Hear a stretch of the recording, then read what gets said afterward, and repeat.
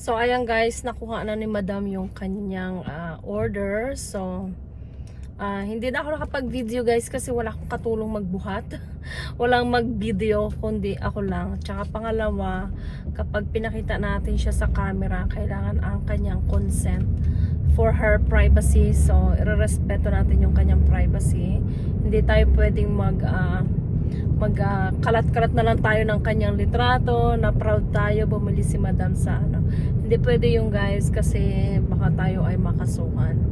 So, irerespeto natin yung kanyang privacy. Bago tayo posted sa social media, kailangan is agree yung mukha ng taong yung ipopost natin sa social media. Kaya ayan guys, hindi ko siya binidyuhan kasi for her privacy. So kailangan tsaka kailangan ang kanyang consent. So ayun lang guys, hindi tayo pwedeng basta-basta magpo-post ng wala siyang consent. So maybe next time, so I will ask her kasi ngayon nung nag-drop up ako ng kanyang mga order is ang dami-dami. So wala akong katulong, wala akong taga-camera, and then also yun nga, yung number one nga is yung kanyang consent.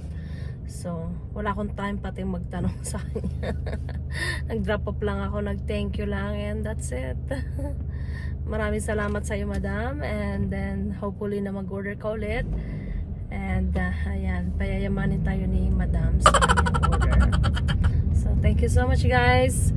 So hanggang sa muli guys, and then see you guys in my next vlog.